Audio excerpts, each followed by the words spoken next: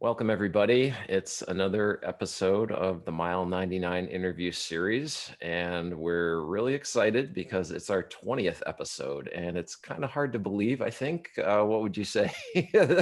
Jessica, Mike, my co-hosts, we've been doing this, since May. What do you think of that? We've had a lot of good content and amazing guests. I feel really lucky that we are surrounded by so many amazing people. Yeah. Oh, for sure, for sure. Yeah, absolutely. So, we started this whole thing up in May. Mike's been with me, Mike Turner here, my co-host, has been with me from the start. It was really his idea to kind of turn this whole thing into an interview. We've brought Jessica Harris in. I think I'm trying to remember exactly. Do you remember what episode you came in on? 5. Okay. All right. So yeah, you've been around for a while, and I think we've got a good little thing going here. So welcome everybody, and kicking things off here tonight. Mike, why don't you just give a little update on the whole idea behind this? Yeah, so like Greg was saying, we started this, back in May when the lockdowns were happening, as a kind of a way to keep our community connected, keep our running friends together and kind of share inspiration. So we started talking to all of the amazing ultra runners that we know around here that we just have always admired. And we, started to do interviews with them just to get to know their background and share their stories and inspiration. And it definitely has been exciting. And like tonight, like we said, we're streaming live on Facebook at the Auburn Aid Station, also our page. And Jessica, she's watching the chat rooms. We have a chat room on Zoom. We have a chat room on Facebook. She's kind of gathering questions and comments. You can message her if you have a question. She'll keep track of those to the end. Like I said, some of our friends, we want to always mention the people that we like, the Aid Station in Auburn. It's some great people. They have a website, auburnaidstation.com, and they have an online store. You can go check them out and order stuff you need. And also other friends of ours, as Greg and I love a lot, is the Monsters of Massage in Newcastle. They're open right now. They have a special permit to allow them to continue to work. And so if you have knots, backaches, plantar fasciitis, they can fix it. These are great people. Yeah. Right? Absolutely. I'm still working on that plantar fasciitis, but boy, I'll tell you, when I go in there, it's some kind of painful. But the goal is to squeeze it out, and I'm sure at some point they're going to do that, and I'll be back in shape here. So tonight, our 20th episode, as I said, really excited. We have a longtime runner and a recent finisher also of the Moab 240 race. His name is Bryan Paisley. And he's relatively new to ultra running and racing. He started racing about 4 years ago, but he has been a runner like for most of his life. And we'll sort of talk about his origins, as we often do, and sort of then getting into those race experiences. But he's also been using running as a really good way to find, peace and satisfaction in his life. I think a lot of us do that. It's just a great way to get out on the trails and clear your head, find some peace, go to a new place that you've never been before, do some exploring. And, we want to learn how he has kind of applied that to his life. And, we all need help from time to time. And I think he's going to be really good about giving us some insights and how he's used running to improve his life. We're really looking forward to that story and more. So let's bring him in right now and find out some more about what makes him tick. Hey, I'm here. There he is. Welcome, Bryan. Hey, thank you. Thanks for the lead in too. That was very nice. Yeah, hope that explained and kind of set up the stage well for us tonight. Very good. So I guess, the things that we like to kind of start off with a lot of times with our guests is just sort of, where did you start out? And I know from our conversations before the interview, you grew up along the coast of California. And can you kind of just tell us where that was and, what it was like for you as a kid and maybe sort of, I know you started running early in life and sort of how you discovered all that up there. Yeah, it was a good childhood. I mean, there was definitely the usual stuff that all kids have, but I was raised in Marin, so it was pretty nice to be able to access the mountains. So um, definitely middle class kid, and then of course Marin became super expensive, but whatever. We used to run in the hills a lot, just as kids. I did cross country. And I've never really known much about ultra until very recently. So for me, getting started was all about, running with my friends in the woods. And one little cool little side story is we'd also push our little BMX bikes to the top of Mount Tam and ride them down. This is pre-mountain bike. And then some hippies started coming up and they were pushing their beach cruisers up, Right. all one gear, right? And so I guess, it's like chocolate and peanut butter or something like that, but mountain bikes were eventually born. I don't know, there or wherever, but Absolutely. we Yeah, spent a so lot of time in the woods just cruising around. So we would run, we would some days just run the whole time. Sometimes we would bike and run. So just kids. yeah. Now, Mike, you were a BMX rider back in the day. Is that right? Oh yeah, yeah. I grew up in Texas, and I just, man, BMX, downhill. I lived on a bike as a kid. And now, so I was a bike racer way back in the day, and I started road racing first, but I think it was in the mid to late 80s that I started, and this was back in New England. I'm in New Hampshire, and I started hearing these stories about these guys on Mount Tam, same thing.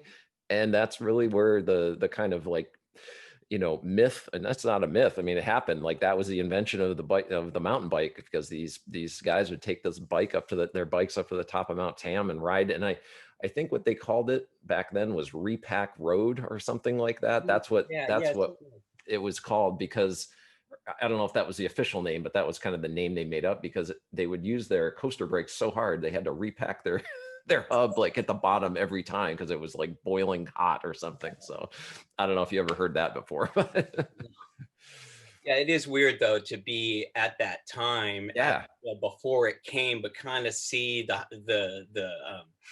pre model. yeah, that's such a cool story. Yep. Yeah, I have such distinct memories of that back in the day of being a bike racer. So yeah.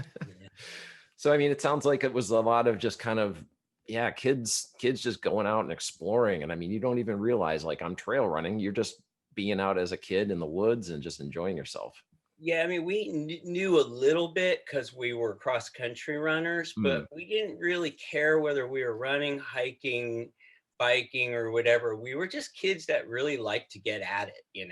mm-hmm, mm-hmm. We were kind of, the pre-REI generation, but if we had known about rock climbing, we would have gone and climbed those few rocks on Mount Tam, too. So So yeah, it's the pre-REI generation, but we did what we did. yeah, so you were almost like budding adventure racers, it sounds like, with multiple Exactly. sports and whatever That's else. kind of how I am now, really. Yeah. That's great. Yeah, I mean, that's kind of the best way, I think, to get into it, maybe, is just, yeah, it's very pure. There's really nothing around you that, influences you. You just kind of discover this thing, and you sort of just go out and start moving your body there, and that just leads to it. So I love that kind of origin story, I guess. Mhm. So what, you ran cross country. Were you involved in other sports too as a kid? I was a really, I love to say this, I was a really good soccer player. Uh-huh. I was really, seriously. No, I was a pretty serious soccer player. And then I got a really bad injury and took me out, and kind of, that was the beginning of the end of my athletics career. And it's kind of where running got put on the back burner, and drugs and alcohol became a lot more exciting. So I was starting to explore maybe more the recesses of my mind and less of the coast. Mm. So there was definitely a starting to wean away from athletics in high school. And mainly, just because of the injury, really, and not Yeah, being. it was the culture, I guess, of it. There wasn't really that kind of culture where I ended up.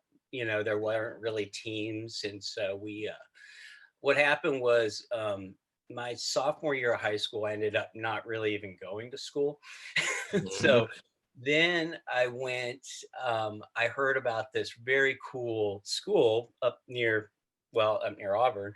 It's in outside Nevada City called John Woolman, and it was a Quaker school. And I'd heard about it. It's just all these hippies up there.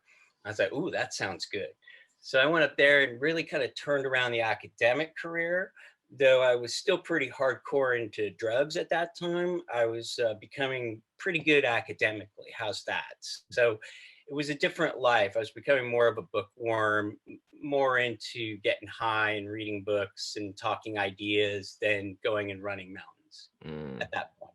okay. And I'm sorry, around what age was that again? Oh, that was 16. Oh, okay. All right. 17, really, that was kind of the beginning until I got married. Probably around 30 did I really start exercising all the time. In graduate school, I played a lot of basketball, a lot of pickup games.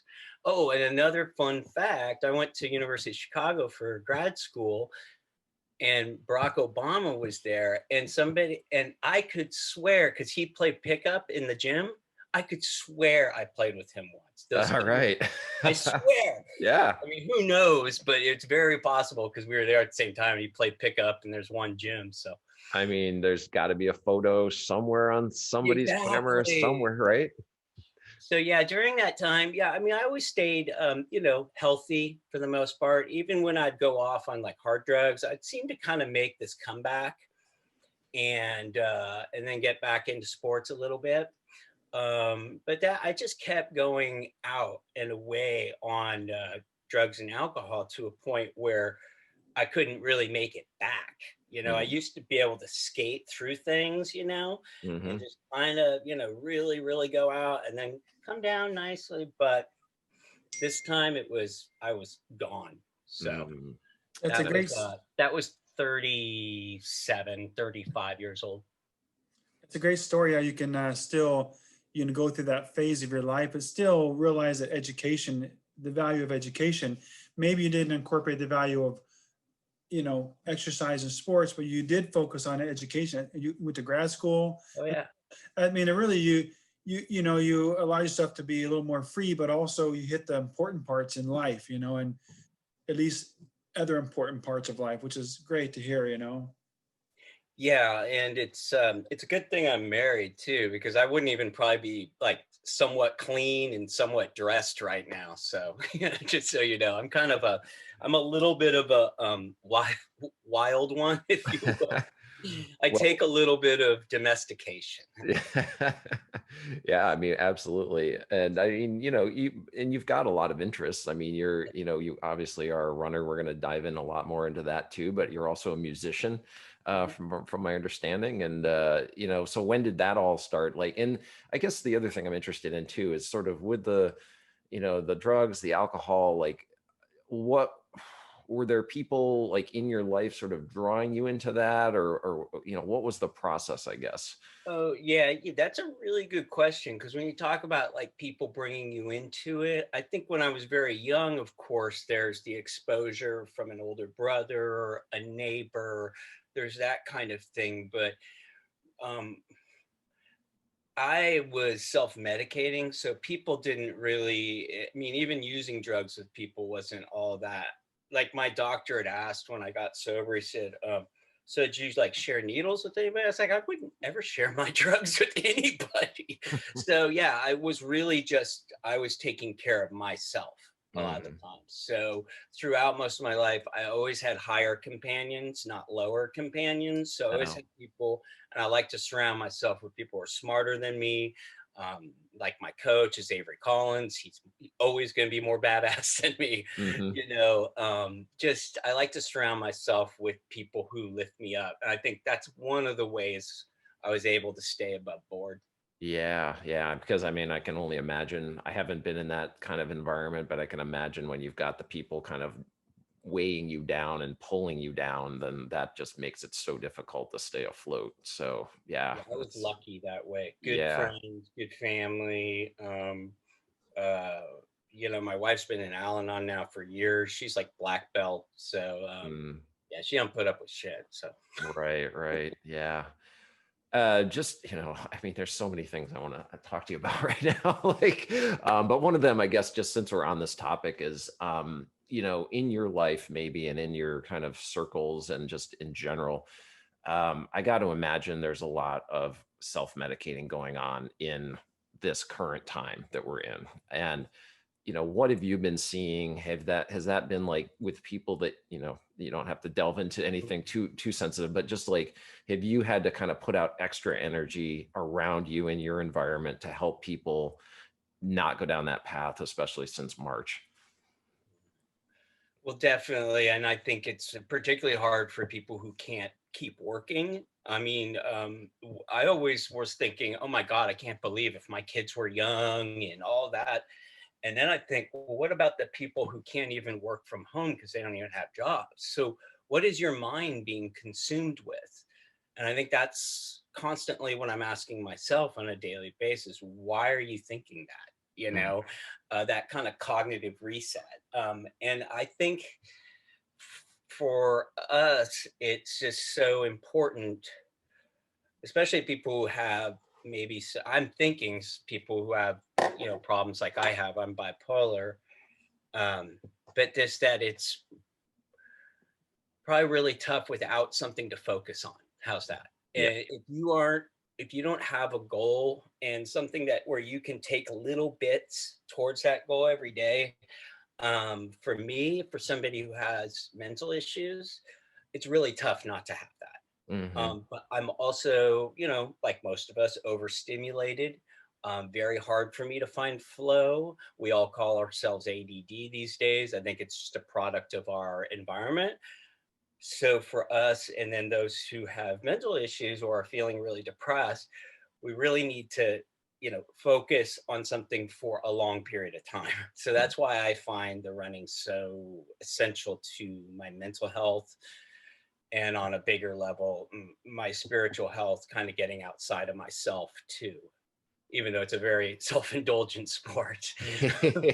Yeah, yeah. I mean, it is amazing, when we do think about like how self-centered it is as a sport in some ways. And, I mean, it depends on the situation. I mean, anybody, not anybody, but a lot of us can go out and just run and just be by ourselves.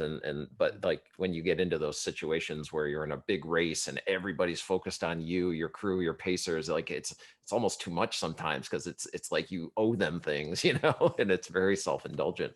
Yeah, the races can be like that. Definitely. Michael here helping me in Moab, my crew captain right there. Yeah, it's like you're like, wait a sec, everybody, don't think about me. And I think actually Christy's listening in. Hardy, she was on my crew last year. She's like, you're being more concerned about us than you are about yourself, because it is kind of weird. Yeah. Oh Uh, yeah. I mean, I'm a people pleaser. I'll freely admit it. And it's very hard for me in a race situation. And I think some of the people on this call can attest to this, that I'm like so focused on, are you okay? Are you okay? Are you okay? And it's Bored, cold. yeah, it's hard to reverse that sometimes. Before we get too far ahead, though, if you don't mind, and this is up to you, like, I don't know how many people are familiar with bipolar. I mean, I think a lot of people are familiar with depression, anxiety as just sort of things you hear about in society. You don't hear as much about bipolar. I don't, at least I don't personally. And I was just wondering if you could just describe what that condition is like and what the, management of it involves. Right. It's a toughie, because like any mental illness, it's not really, it's kind of how we define it. It's we've created so much mental illness just by creating labels. Mhm. These days, if you can't handle this ADD world, you're on the margins, right? And Mm. it's a pretty crazy, hard world to deal with.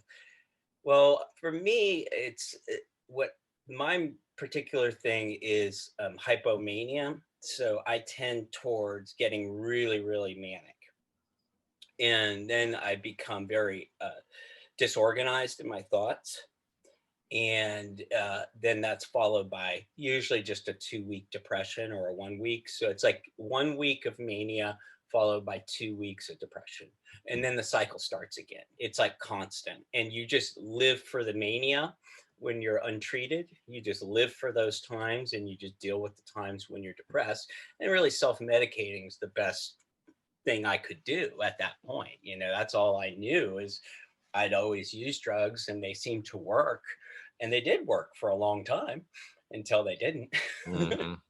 So yeah, but it's a mood issue is what it is. So really bipolar is generally extreme moods.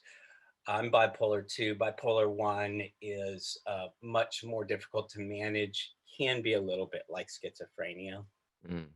in terms of the disassociation.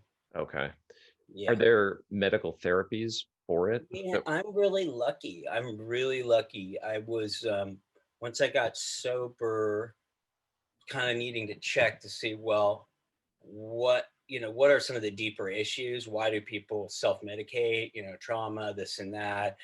And then there's also mental illness. Um, so I mean, I was really lucky because there is a drug called Lamictal, and they put me on that, and it just helped so much. Um, but the one thing my psychiatrist says, he said, he said, just because you're feeling better doesn't mean you can't go to like recovery meetings and stuff, Mm. because it does make you feel that much better. It allows you a little bit when everything slows down a little bit. You're able to make sense of things. Things are as they seem. I'm not making stuff up anymore. Hmm. When they talk about like honesty in drug and alcohol recovery, they don't mean cash register honesty. They sometimes mean you're just making shit up. You're your own worst enemy. That kind of stuff. Right. Yeah. Wow. Yeah, I can only imagine. Yeah, But what it the must be. therapies now are amazing, particularly for somebody of my level. So Okay. Well, that's good really good. news. Yeah, I don't think about it that much. That's great to hear. Yeah. Really rarely.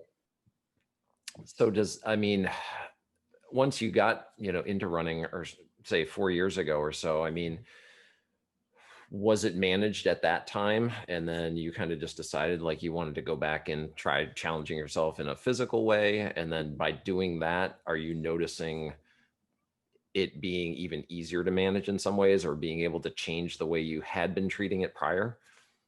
Exactly. I mean, when I went, I was 5 years on the medication before I got back into running. And so I was already on it and it was already working. But once I started running, I was talking to my doctor. I said, well, should I come off of this? And he said, well, with your history, probably not. Mhm. But I'm really glad. And yeah, you probably are okay, but I'm not going to risk it myself. Yeah. So yeah, so anybody who's taking any antidepressants, any bipolar medication, any kind of exercise is gonna make it so much more effective. I Hmm. mean, it's I don't know what it is, why it does that, but it's probably something about the serotonin reuptake and the blocking of it. And something I think that's just healthy about the exercise is it keeps those things flowing. So you have more probably normal brain function. Hmm. But to me, I think the biggest therapy is once again the focus. It's the flow and the focus. Yeah. I mean, do you practice any mindfulness exercises, meditation, present moment awareness, or anything like that? Or does that just kind of come naturally as you're out there? And I've ever since I was a kid, I meditated. I think now I meditate 5 times a week. I miss at Nice. least two, but just 15 minutes. Sometimes I fall asleep. So in the middle, which Yeah. is good. It's always a good sign. I mean, when I was a kid, I'd always, when I would go to the Green Gulch, the Zen Center, and do a sitting, the like the Roshis would all be like snoring, and I'd be sitting there so uncomfortable trying to sit, and so sleeping during meditation is okay Yeah. occasionally. I mean, you've hit a new level when you're achieving Exactly. that, right? I'm curious, do you use any apps or anything, or are you just kind of sitting with yourself and that's it?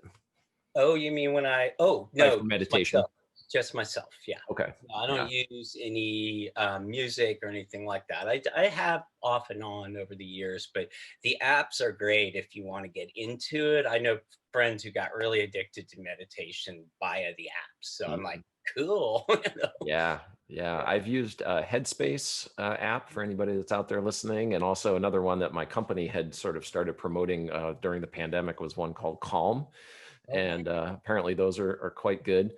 And I will also say, like, it's been refreshing. My company just this just today, an hour and a half before we started, they had a Wednesday online meditation session. So I decided, it's probably a good idea before we start tonight. Why don't I just sit for half an hour, guided meditation? You come out of it, you feel different. You just feel better. That's great. That's really good. It's like running, but it's even harder. Yeah. I mean, they talk about all the monkey mind and the thoughts coming in and all of that, but it sounds like you've been doing it long enough. I mean, I what's allow it. I just allow it. Half my half my meditation is just thoughts, just stuff, just Mhm. bleh, some worry, some this and that, and I just watch it. It's like I think that's what I mean by the spirituality that we gain is that objectivity of oneself. So that ability to just kind of watch yourself and have compassion for yourself as this biological being just struggling to get by, you got to cut yourself slack. So the whole thing is to be able to watch yourself, because then I think from them comes the transcendence, really. Once we kind of get over ourselves, then we become more part of others and the whatever universal stuff. Right. Now, can you take that and apply it to something like your recent race, like Moab 240, where you're out there and you're kind of like, I'm imagining, and because I haven't done one that long yet, but I'm imagining it like it strips you down mentally, physically, emotionally, in all those ways, and kind of, we talked to Bruce a couple weeks ago, was it, or last week? I can't. We're on such a schedule now, Yes, but last week. yeah, and he really talked about how it just the zen that he achieves and the flow out there. And I'm Mhm. imagining with the way that you use meditation, transferring that into that kind of like compressed time frame of 3-4 days where it's just you and yourself. And what does that feel like, and how do you apply that? I mean, I absolutely love that time. I mean, that course required me to have a lot of pacers because I needed all of them, but I love those long stretches completely alone too, because it gives you that point where a lot of the good stuff happens. Hmm. And what I mean by that is when you're alone with your pain, um, there's a way to work through it that and sometimes you can talk to somebody else and that'll just help you a little bit. A lot of people, they can talk and not feel their pain. That doesn't help me. Like, I like being in that pain cave sometimes. I like that. uh, so yeah, and I'm the meditative part is coming, don't worry, but that point of just being ripped and just allowing yourself to get ripped open by the desert and put back into a package and just sent over the finish line. That's kind of how it feels. So there is that transcendence that comes from the pain, um, whatever kind of pain it is. I mean, there's anything you can think of, the bottoms of your feet after all that slick rock. Yeah, there's so much slick rock. Yeah, those feet do. I've never had a swollen feet. I got swollen feet there. Hmm. But yeah, the pain allows you to transcend and allows you to feel, in a sense, propelled by the universe at this point, propelled by another, like your spirit is joined with some other like stuff, and it's just going through you, and that's the only thing keeping you alive is the fact that you surrendered, but you took it on too. Yep. Yeah, you just basically lay yourself open to whatever happens, it sounds like, and just accept it and push through it. Right? I mean, surrender is a beautiful thing. It Hmm. usually means going to the winning side. So once I stop fighting it, I'm usually start to run better. you Hmm. know? start to Yeah. move a little better. Yeah. Oh, yeah. So I think it took you a little over 100 hours to finish that race. Is that right? Yeah. Yeah. It's And about 100 hours. Yeah. sorry. Oh, no, go ahead. 100 hours ish, 102, I think. Yeah. Yeah, yeah. And so just in terms of like the mechanics of the race, I mean, what was it like doing that race in the pandemic for you in terms of comparing it to previous races? I mean, anything different, anything unexpected or harder, easier? Oh yeah. I mean, there's a lot. Pandemic wise, um, not really. I mean, once I saw my crew and Bruce's crew, I knew this was going to be my contagion bubble, and we were just all going to be, together, no mask. That was, we just all sucked it in and said, let's do it. Out and about, sure, you got to be careful of other people at aid stations and stuff, but in general, there really didn't affect, I think, the logistics so much. But the logistics are pretty major. It's a big course and it's a lot of driving. Yeah. So really, Michael would be the one to talk about this more, because I had to just set everything up in terms of, I want aid here. I don't necessarily need it here. I want it here. These two people can do this. These two people can do this. But I can plan all that, but then it's like Michael that has to deal with all of that. So, Yeah. the logistics were fine. But I would definitely say I had a harder time finishing it than I did Tahoe 200. Hmm. It felt like a harder race, and I was expecting it to be. I did Tahoe first, then my idea was do Moab second, which I just did, and then try her last one, the Bigfoot. Hmm. But I was surprised. I got, I've had stomach issues off and on last few years. It seems like I'm making a turn right now. I just changed nutrition, but I've had issues with that, and a lot of people had issues that first day. It was hot, but it wasn't that hot. It really wasn't. I just couldn't keep anything down, and my head got in it a bit. I was like, I don't know if I'm gonna make it, that kind of stuff, which I usually don't do. But I was like, I just don't know if this is all gonna come together, and I'm not gonna drop. So how am I gonna make this happen? Right. So that first day, it was the first day, and it was really hard.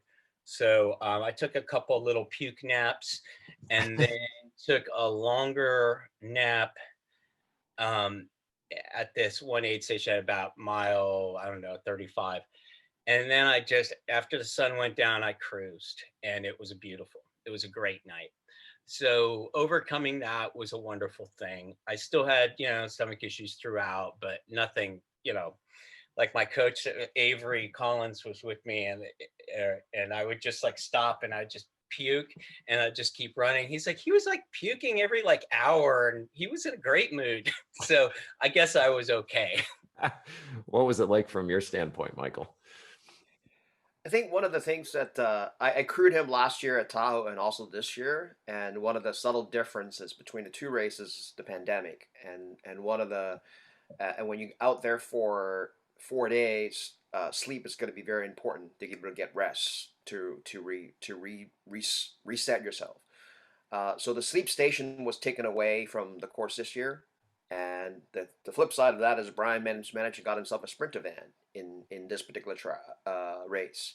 So that made crewing him extremely easy because we were able to roll up and basically tailgate crew him by right out of the tailgate, and having a sleep quarters that he can get rest and having not have to fumble with tents and deal with the elements. And so imagine if you were solo running and show up at mile 180 and 3 o'clock in the morning, you still have to go pitch a tent to try to get some rest, as opposed to we have a van and I have everything cooked, heat ready for him. He just roll up, put him to bed or feed him, whatever his preference happens to be. That makes a huge logistical difference as far as supporting him. it is a long race, so as crewing goes, I pretty much slept as much as he did for the first 3 days, just kind of keeping an eye on where he is along the course and how much time I got left before I have to go chase him at the next stop, and all of that logistics. But and then I crew him and I pace him the last 40 miles, so that was a lot of fun. I didn't sleep the last night, so I actually was tripping and hallucinating with him along the way. I was seeing stuff on the trail, which was pretty awesome. So it Yeah. wasn't my first time hallucinating. So it's always I actually told him, I go, hey, I'm seeing stuff on the ground, so you need to pull out that caffeine espresso shot out of my pack, and I took that 20 minutes later. I'm good to go. You're But good. you know, That's good. yeah, Yeah, it's always nice when you're like pairing up the hallucinating together. Did you see yeah. that? Did you see that? So, so Brian, I got a question about, it seems like it's these races are a balance of logistics and a battle of the mind, right? So Mhm. these two things going on, and you're in this battle with this being present and being aware and this pain, and but also you have to be thinking about, do you totally release to Michael the food, the planning, the logistics, or who's in charge of that? I guess is the question. 'Cause some runners, they still want to be in charge, and others are like, just I'm going to get there, and you tell me what I need to do. It's definitely a little bit of both. I really give up as much as possible, unless something is particular that, I don't need or I do need. Other than that, whatever's on the sheet or whatever they're thinking, I'm just working with what they think. And I try to get out of my mind and not use my brain as much as possible on these events. Just don't ask me to do any math out there or anything like that. So it's definitely easy to just give it over, I'd say. That's excellent. Uh, one of the things I'm interested in, and this is something I've experienced, I've only done one 100-mile race, but it was definitely a big effect that I noticed, which was, and maybe other people can identify with this, is after you've had that huge lead up training, tapering, doing the race, finishing it, and then going back to your life. I can only imagine the effect is amplified with a race of this duration, and you're so focused for the over 100 hours. Everything is just about putting the feet in front of each other. What is it like for you personally coming off of something like that? How long does it take you to readjust? What's your mental state going through the next few weeks after a big event like that? That's a great question because it does take me um, it takes me, I think, like 3 weeks or so to kind of, it's almost like culture shock. Even though it's only like 4 days, it's pretty hardcore party. It's a pretty hard party and you're doing epic shit and it's just gorgeous and your spirit is being flushed out and you're seeing new things and you're taking to new highs. And then you go back to the election, I mean, you know what I mean? It's like culturally, it's very, very difficult. I don't talk that, but it's very, very difficult to come off of these extreme highs. I mean, they're so high and then kind of come back into normal. And you just have to, I think for me is I just put everything I don't judge anything when I come back. I just am like, I'm just here, because if I start picking apart, because our brains are functioning on this different level. And I think we start like seeing things and we start kind of sensing intentions and stuff. And you're like, I don't know, and then you start to chill and you're just like, okay, humanity, society, it's all good. We'll be okay. Yeah, I mean, I definitely felt like kind of that touch of depression kind of type of thing, I think, when I finished up my longest race to date. And yeah, because I mean, you got to take time off because you have to recover. And so therefore you're not getting that kind of fix of getting out on the trails every day, maybe. And that's hard to deal with, I think, for a lot of people in these things. I did, yeah, for me too, that recovery time. But I had a nice, good, long recovery, a coached recovery this time. And it was so good. I recovered so much better. I did my first two because these are my days off. I did a back-to-back 16 milers out in my favorite area. And it was just so nice to once again get out there and just get the legs going out a little bit. Just feels so good. It is, though. It is hard. It is hard to come back and not be as active. Yeah. Not to Did you have something to add, Michael? not to say that actually is a requirement, but he had what 10 hours of sleep while we're driving out to Moab, because he was sleeping in a van while I was driving, and then on our way back he was in the compression boots the whole way back for about a good part of it. So Yeah. that really helped. You should ask him how long did it take before he actually went sign up for another race. Ah, I think that's a good I point. think it was 3 weeks, wasn't it? that's a pretty good interval. I was going to say like under 24 hours. No, yeah, I signed up for Cocodona, the 250 miler that Aravapa or however you say their name, are putting on. Yep. Mike, do you want to comment on that? Oh, he's muted. We're I told working him, I mentioned to him that Bruce had signed up for the Cocodona 250, and it took him less than 2 hours to send me back a text and say, "Me too." So we're going back out to Black Canyon in May. Yeah. Greg will be out there. I signed up as well. Wait, you didn't tell me before just now that you signed up for that. Oh, well. Oh, come on now. I'm coming. I am coming. Yes, yeah, for sure. Oh, when did you do Really that helpful. now? You can't be keeping secrets from us. What? Wow, sounds like a party in the desert. It sounds like another party. Oh man, I'm Way too excited. much fun. Way I'm too excited much just to go down and crew or pace or whatever. I mean, I think that's going to be fantastic. fun. Wow, excellent. Well, all right. So I guess we got our work cut out for us over the winter here. Yeah, well, see, once again, now you have something to plan for, something to put in, some work to do. Yeah, having that focus. And that sort of ties in a little bit. You've mentioned a couple times that your coach is Avery Collins. I know of him. I think I saw a movie where he did the Ouray 100 miler maybe a few years ago in Colorado. It was this incredibly hilly, ridiculous elevation race in Colorado. And they had, there was like a short film about him doing that race. And I think that's the first time I heard about him. So yeah, can you tell us, about your relationship with him, how you found him, his philosophy and all that? Yeah, I was really interested in him and in how he approaches the sport. He's really kind of, well, actually, his partner, Sabrina Stanley, he was also at Moab. They both helped crew and pace at Moab. But what was I going to say? Oh, yeah, she's so concerned because he loves to backcountry ski. And so I like him because he is a total athlete, even though maybe Sabrina doesn't like that. He's definitely into the exploration part, but yeah, he's got some races to do. He has to take all that stuff seriously, but I was attracted to his looseness. Excellent. Yeah. I mean, so when it is a situation like that, does he still provide you with plans, or how does that work? If he has kind of a looser approach to it, but you still need to work with him. Oh yeah, no, he's not loose about coaching. Okay. No. Yeah. Right. It's his no, he's hardcore. He's kind of I won't say it. No. Okay. No, he keeps me on my toes.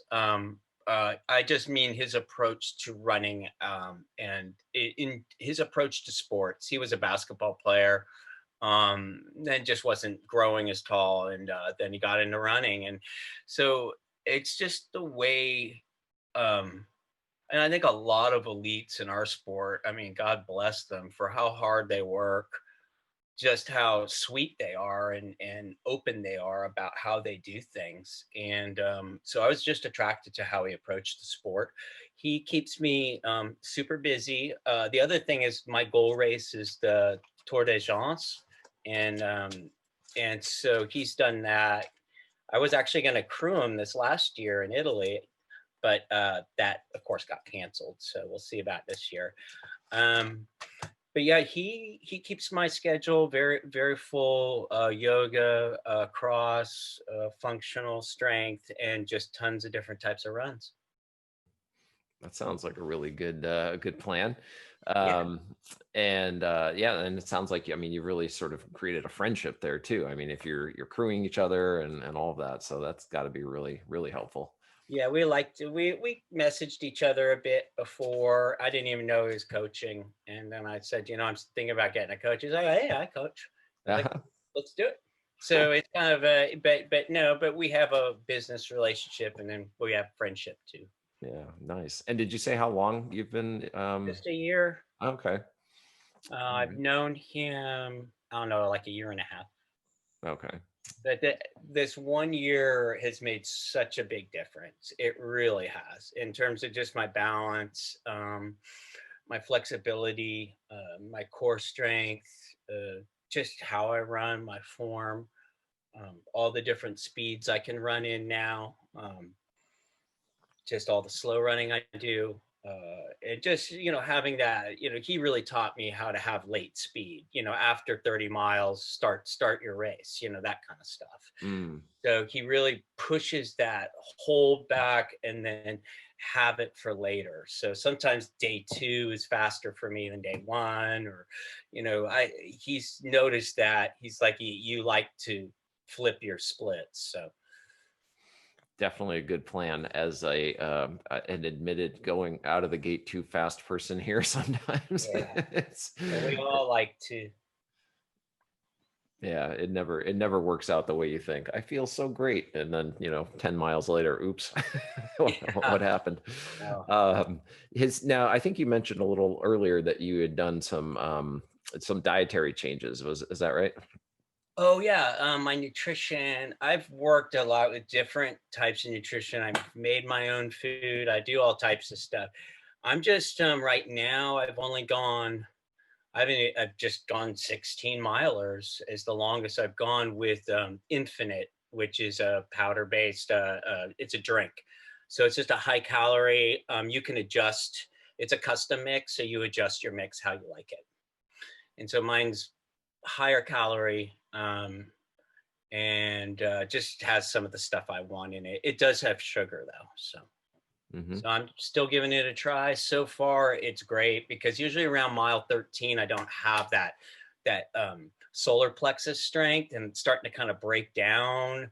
It's like maybe I just ate, so I'm not as strong in my core. So I just feel really strong right now, from these few runs. So we'll see.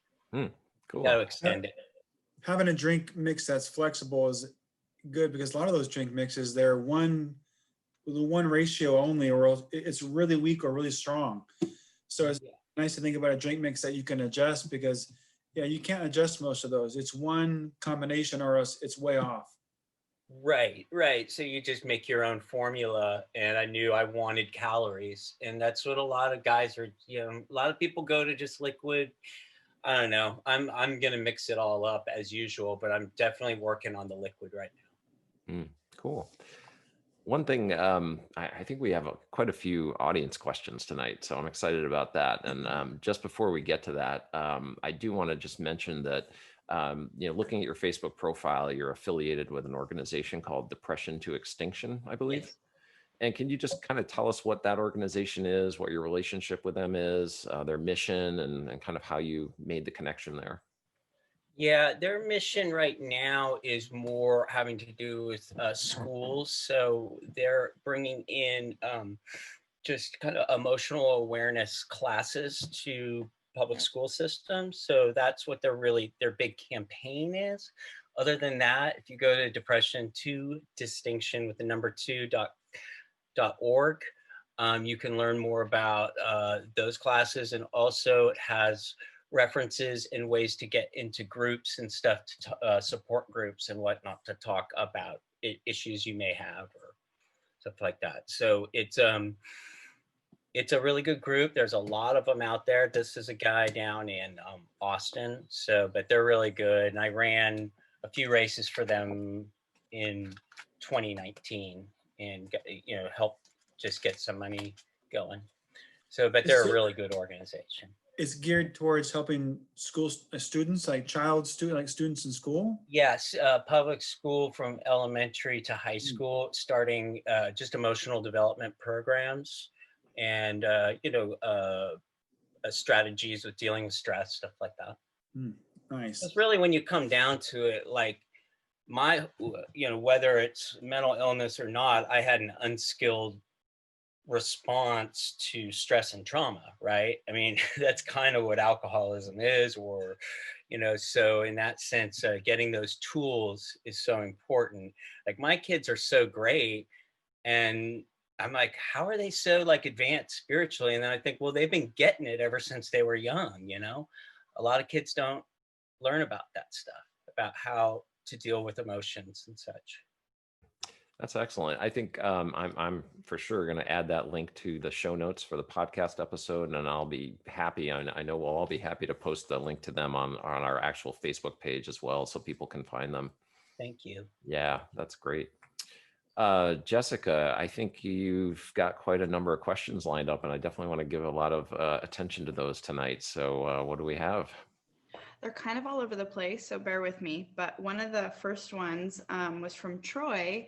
He's on our Zoom call right now, and he was wondering specifically about your stomach problems during Moab. Is that a chronic condition, or was that just one of those happened to be on race day things?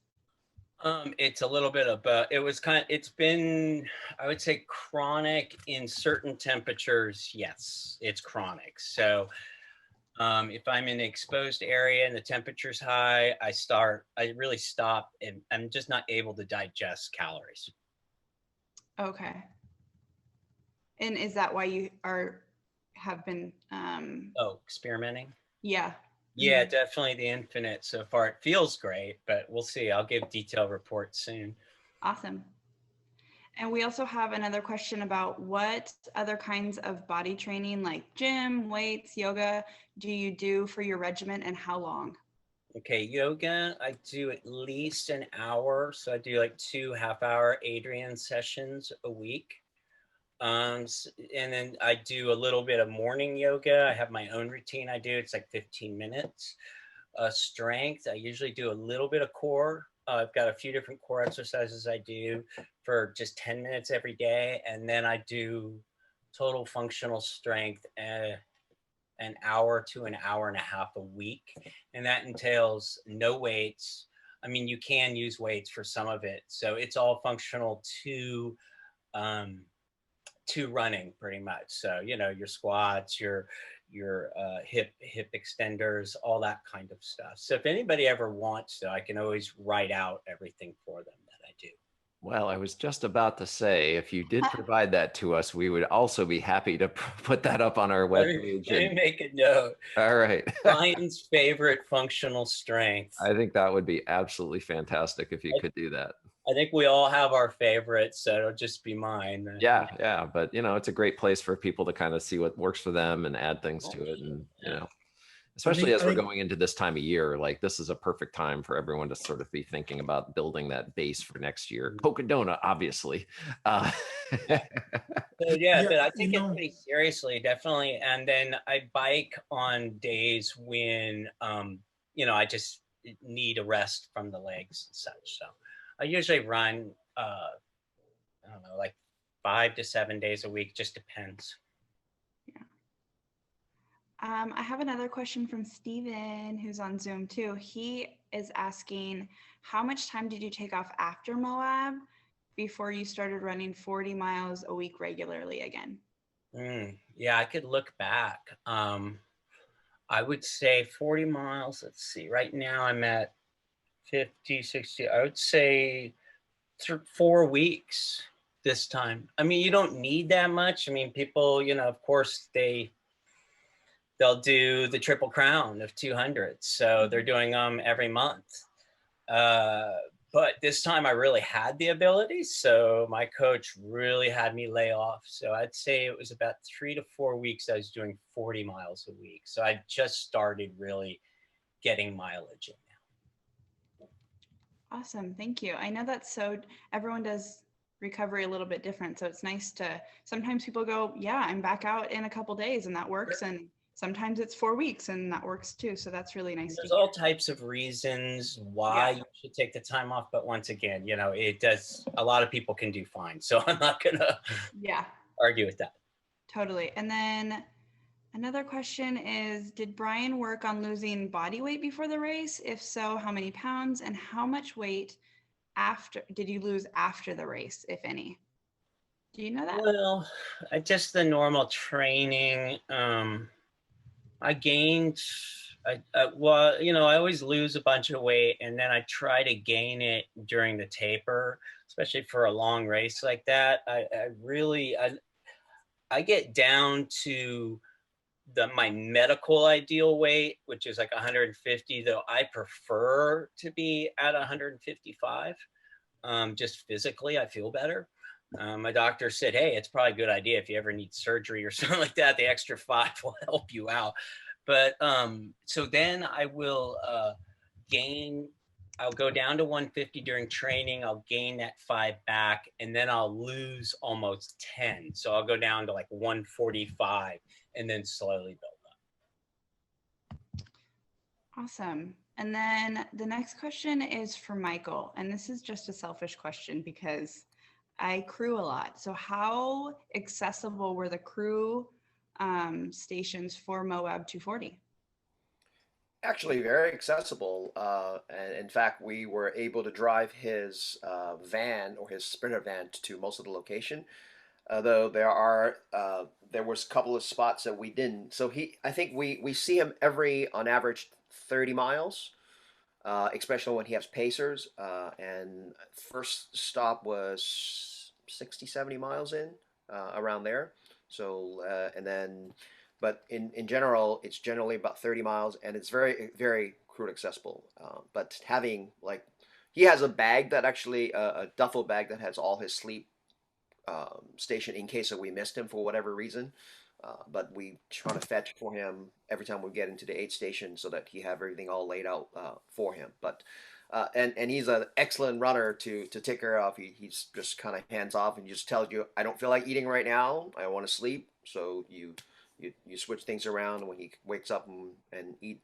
I think the hardest part was for him and also as a crew is to seeing him that towards the third or fourth day his food consumption slowed down a lot, and so be able to go to a liquid fueling would actually be helpful because you're going to be drinking anyways. So if you can actually take in calories and as part of that process, it'll definitely help him.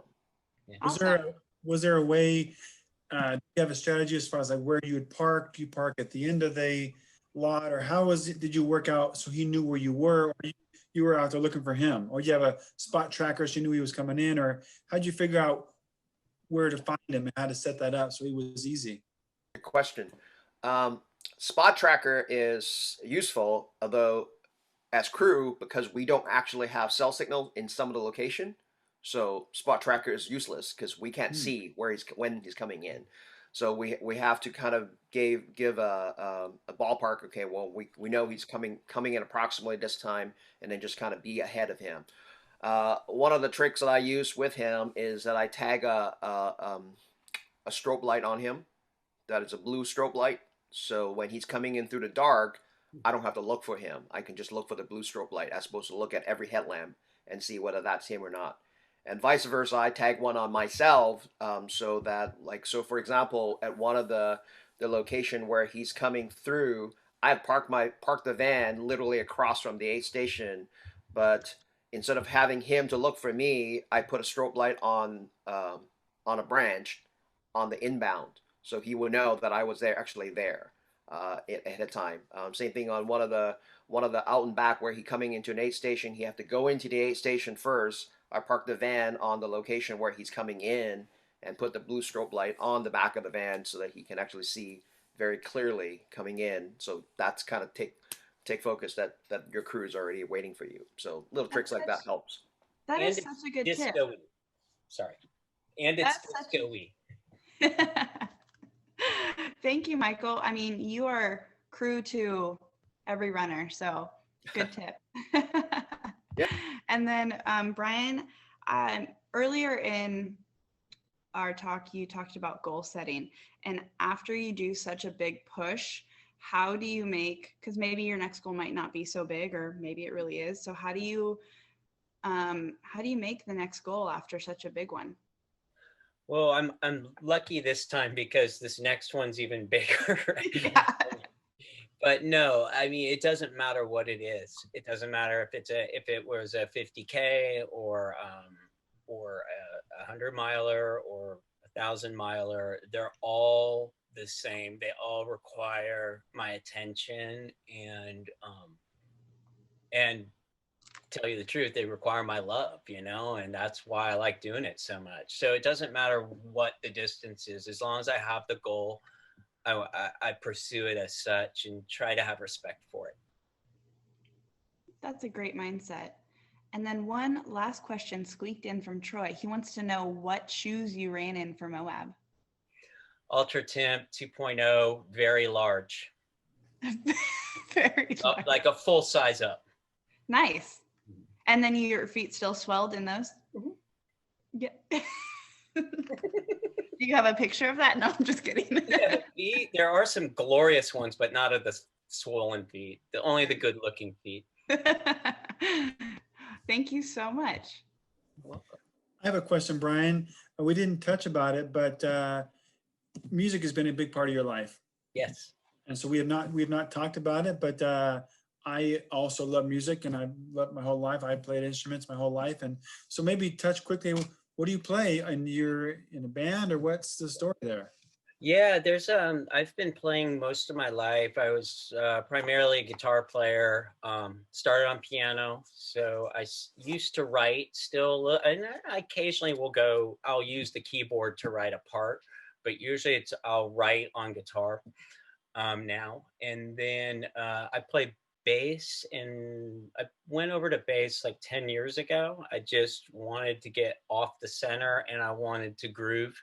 I wanted to be thicker, so I went for big bottom and went into bass, and I just love it. But yeah, I've been playing since I was a kid, and lots of different bands, some little touring gigs where I lived in Portland at the time, but we go up to Seattle and down to San Francisco. And then other than that, yeah, just little bands here and there. Right now I'm in a band called 8 Ways to Wednesday. We put out an album and then did a year of shows, and then COVID hit. So we'll see where that ends up. I'm going to go on YouTube tonight and try to find you. Oh yeah, definitely go on YouTube, look up 8 Ways to Wednesday. There's 2 of my songs are on that album. All right, sounds like more fodder for our Facebook page. I know Jessica's already going to be posting that tonight. Oh, great. That's excellent. So I think we got through all of the audience questions, and I think that was great. Those were all over, like you said, all over the place, but really good topics that got some additional information out to everybody. So appreciate you, Michael and Bryan, talking about those things. One final thing I just want to ask is, what is like one piece of advice you might give to a runner that's just kind of in this time frame we're in right now and just not sure where they're going or what they're doing, and sort of like how to move them forward? Is there anything you could talk to about that?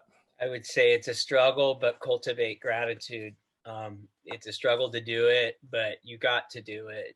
We have to cultivate our gratitude. And from there, I think if we start with gratitude and we start with love, then the healing it will come, and you will get out there and set a goal again. But it's just really hard for folks right now, and I like to say, well, we live in this rich country and blah, blah, blah, blah, blah, and even the poorest have so much more than most in the world. But no, it's just really hard for people, really hard. So I'd say for those runners, definitely get grateful, and remember that, like Rich Roll says, motivation comes after movement. Motivation is, highly touted, but it's really not what it is. You just have to get out the door, and then you'll find the motivation. Well, I can definitely say from personal experience, I have heard that from Mr. Mike Turner multiple times in my life, and it's absolutely the case. It's that hardest first step is getting out the door. So that's great to hear that from you as well. Mm-hmm. Well, I think we've come to the end of our 20th episode of the Mile 99 interview. I got a lot out of this. I really did. I really appreciate you, Bryan, for being so honest, so open. Like I said, I think this kind of thing is just so helpful for people, especially now. Just talking about stories, it's real life, and it's great to just share that. So thank you so much. Thank you, Michael, for talking about your experience with Bryan as well. We wish you guys both the best, and we're definitely going to be looking forward to meeting up at Cocodona next year. I'm sure of that. So all of our audience, we hope you're really enjoying everything that we're doing here. We've had the podcast published out there since I think July now. We'd really appreciate if you are enjoying what you're hearing to go over to your favorite podcast source and give us a review. If you like, give us some feedback, improvements, anything we can do to make this even a better experience. We also have our Facebook page, so go over there and you can find out all the upcoming episodes, follow us, like us there. You can also find us on Instagram, the Mile 99 interview, and we post a lot of things there. We just started posting gear reviews, courtesy of our co-host Mike here, and hopefully people will be enjoying those as well. We also want to just talk a little bit about some of the things that are going to be coming up. We're going to continue, obviously, with our normal interview schedule, and so be looking for those announcements. But if you haven't seen on our podcast feed, we are starting a new sort of mini series within our normal podcast episodes. And this is called Rebecca Redlines Cancer. Rebecca is a woman that we've met. She lives in New Hampshire. She's an ultra distance hiker who was attempting to pull off an incredibly ambitious hiking project this year. But unfortunately, she was sidelined by breast cancer temporarily in August. She's currently in treatment for that. And we are going to start doing a series of podcast episodes. They won't be live interviews right away. We're going to initially start with podcast episodes, and we'll be releasing those over the coming months and talking to her, finding out what her motivation has been, what the recovery process for cancer has been, and really kind of trying to get a lot of good information out there, things that she's learned that she feels really strongly that people need to hear about.